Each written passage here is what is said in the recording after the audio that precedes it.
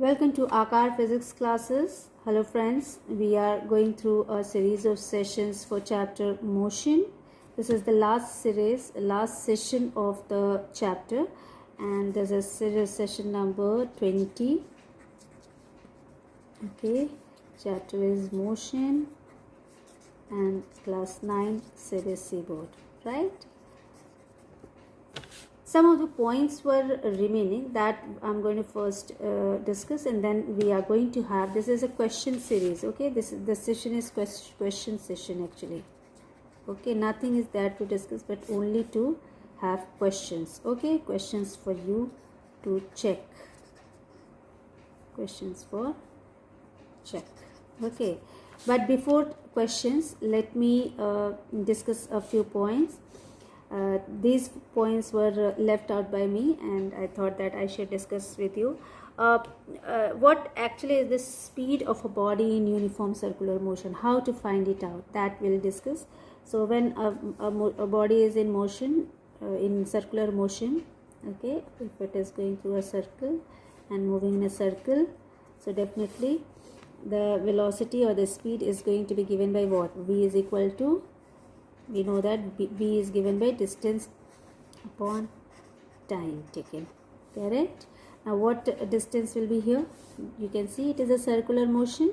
It means the circumference is going to give you the distance. So you will do circumference of the circle and the time taken. Okay, so let the circumference will be what? We know that the circumference of the circle is given by 2 pi r, and if the time is t, in that case it will become t. So velocity or the speed is going to be given by the formula v is equal to 2 pi r upon t. Understood how 2 pi r has come? It is all because of the circumference of the circular path. Okay, so this is how we get the speed of a body which is moving in a uniform circular motion. The next thing is that what is odometer and speedometer. Okay, so two words are there which you have to understand. There are two words. Okay, we should know about these two words. Speedometer. There are two words. Speedometer. What does it do? What is this speedometer? Speedometer is an instrument. What it is? It is an instrument. Both are the instruments. Speedometer and the odometer, both are instruments. This is an instrument. What it does? Measures the speed. It measures the speed. You can see the word is there is speed. So speedometer. So it measures the speed of the moving body. Okay, and the measurement is done in kilometer per hour. Okay, it is done in kilometer per hour, right?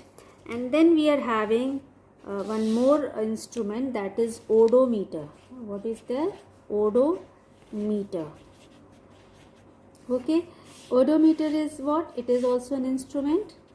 It is also an instrument or a device that measures. What it measures? It measures distance.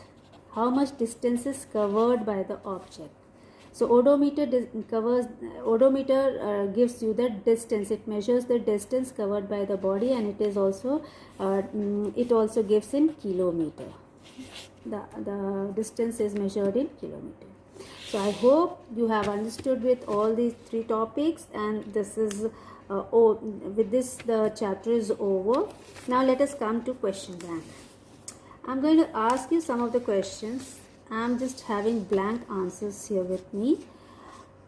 If you are going to ask me about the answers, I'll come up with the next video. But if you're not going to ask, it's okay. I won't make another video regarding the chapter motion. Okay.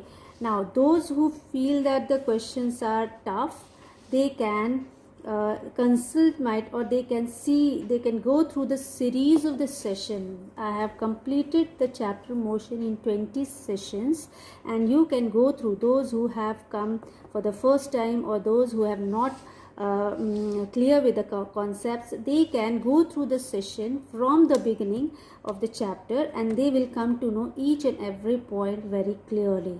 Okay, and then after completion of the sessions you will be able to answer these questions very smartly, very perfectly. You will not require anyone's help in this case. Okay, so let us start with the very first question. What does the slope of a speed time graph indicate? I am repeating the question. What does the slope of a speed time graph indicate? You are having a slope of a speed time graph. This is time here, this is speed here. On x-axis you have seen, and if a slope is there, this slope represents what? That you have to give the answer over here. Okay. Second is, what remains constant in a uniform circular motion?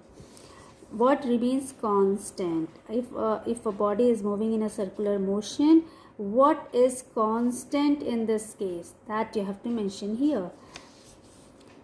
Next question. What changes continuously in uniform circular motion? You can go through the circular motion, just check, observe, and rethink or recall what we have discussed in the earlier sessions, and you will be able to give the answer to this question, that what actually is changing continuously in circular motion, in uniform circular motion, and that will become your answer. The next question is, what does the slope of a distance time graph indicate? As we have seen here, this is speed time graph. We have also done distance time graph. In distance time graph, we are having the axis on x-axis and the y-axis is there. On x-axis we represent time, and on y-axis we represent distance, isn't it? We represent distance on y-axis.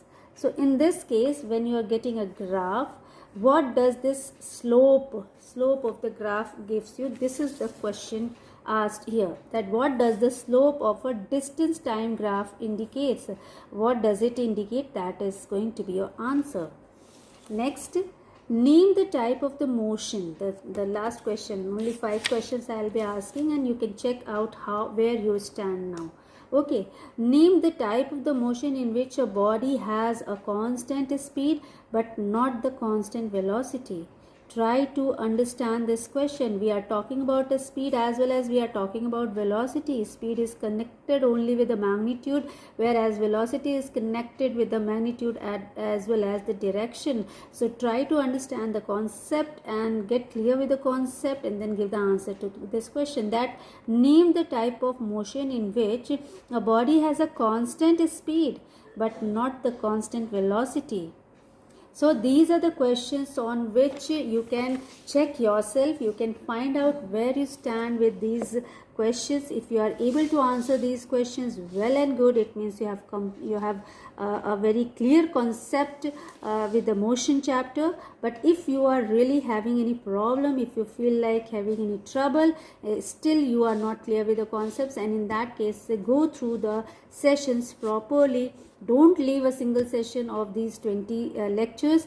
Go through each and every session. You will be able to definitely give the answers to these questions. It is not possible to give the answers only in case you have not attended the lectures properly or completely.